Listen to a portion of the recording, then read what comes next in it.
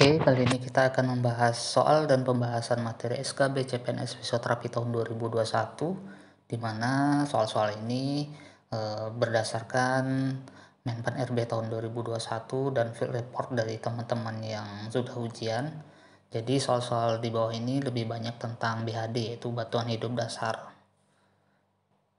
Untuk soal yang pertama, merupakan sekumpulan intervensi yang bertujuan untuk mengembalikan dan mempertahankan fungsi vital organ pada korban henti jantung dan henti nafas adalah A. Bantuan hidup dasar atau basic life support, B. Bantuan hidup, C. Bantuan hidup pernafasan, D. Bantuan pernafasan, E. Pertolongan pertama.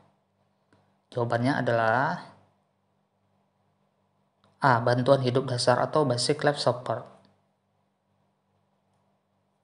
Bantuan hidup dasar atau basic life support adalah usaha yang dilakukan untuk mempertahankan kehidupan pada saat penderita mengalami keadaan yang mengancam nyawa. Bila usaha bantuan hidup ini dilakukan tanpa memakai cairan intravena, obat-obatan ataupun kejutan listrik, maka dikenal sebagai bantuan hidup dasar atau basic life support. Soal yang kedua, indikasi bantuan hidup dasar atau BHD dilakukan pada pasien-pasien dengan keadaan sebagai berikut. A. Henti otak atau henti nafas, B. Henti jantung dan henti ginjal, C. Koma, D. Henti nafas atau respiratory arrest atau henti jantung cardiac arrest, E. Stroke.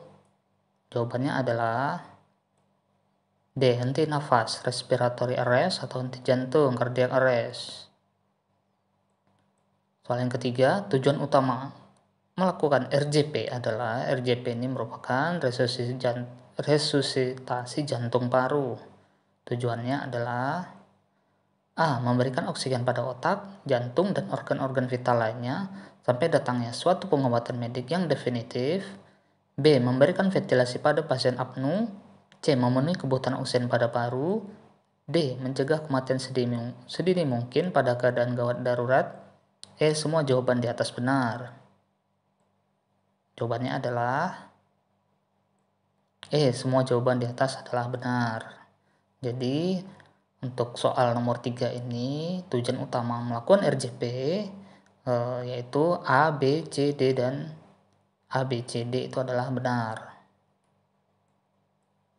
Soal keempat, rasio kompresi ventilasi pada satu orang penolong adalah A. 1 kompresi 5 ventilasi, B. 1 ventilasi 10 kompresi, C. 1 kompresi 15 ventilasi, D. 2 ventilasi 15 kompresi, E. 2 ventilasi 30 kompresi. Jawabannya adalah E. 2 ventilasi 30 kompresi. Soal yang kelima, yang dimaksud dengan tindakan breathing kepada pertolongan pasien tindakan kegawat daruratan adalah A. Membebaskan jalan nafas, B. Memasang orofaring tube, C. Memasang nasofaring tube, D. Memberikan bantuan nafas, E. Memasang endotracheal tube. Jawabannya adalah D. Memberi bantuan nafas.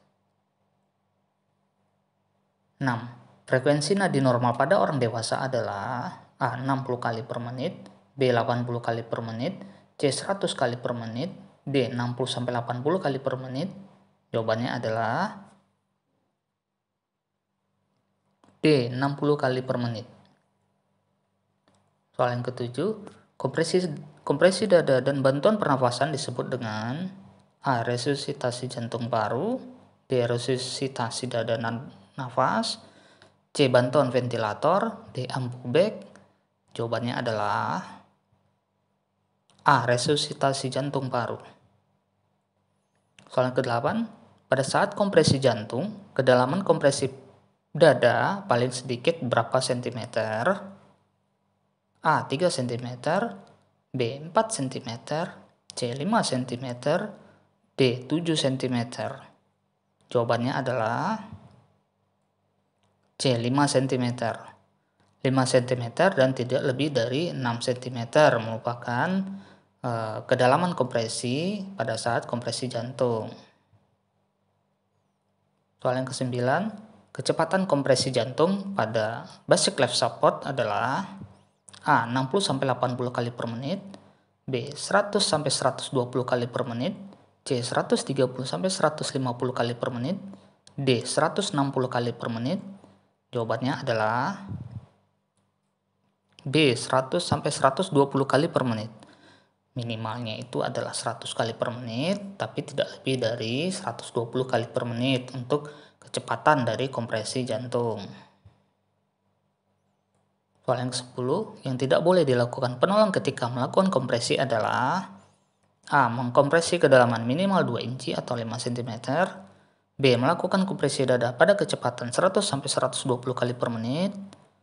C. Menghentikan kompresi lebih dari 10 detik. D. Membolehkan recoil penuh setelah setiap kali kompresi. E. Memberikan ventilasi yang cukup. Jawabannya adalah C. Menghentikan kompresi lebih dari 10 detik. 11. Lokasi penempatan tangan pada tindakan kompresi pasien dewasa pada BHD adalah A. Dua tangan berada di sepertiga bagian tulang dada atau sternum. B. Satu tangan berada di separuh bagian tulang dada sternum. C. Dua jari di bagian tengah dada tepat di bawah baris puting. D. Dua jari berada di separuh bagian tulang dada sternum. E. Dua tangan berada di separuh bagian tulang dada sternum. Jawabannya adalah E. Dua tangan berada di separuh bagian tulang dada atau sternum. Ini merupakan penempatan tangan pada tindakan kompresi pada pasien dewasa, yaitu dua tangan berada di separuh bagian tulang dada atau di bagian sternum. 12. Singkatan dari CPR adalah A. Cardiopulmonary Resuscitation. B. Corpus Pulmonary Resuscitation. C. Core Pulmonary Resuscitation. D. Cortex Pulmonary Resuscitation. E. Cervic Pulmonary Resuscitation. Jawabannya adalah A. Cardiopulmonary Resuscitation. Cardiopulmonary Resuscitation atau resusitasi jantung paru atau RJP itu sama ya. CPR atau RJP itu sama. 13. Posisi yang digunakan pada korban dewasa yang tidak respon dengan pernafasan dan sirkulasi yang adekuat adalah posisi A. Posisi pulih atau recovery. B. Posisi mantap. C. Posisi terlentang. D. Posisi miring kanan. E. Posisi anatomi. Jawabannya adalah A. Posisi pulih atau recovery.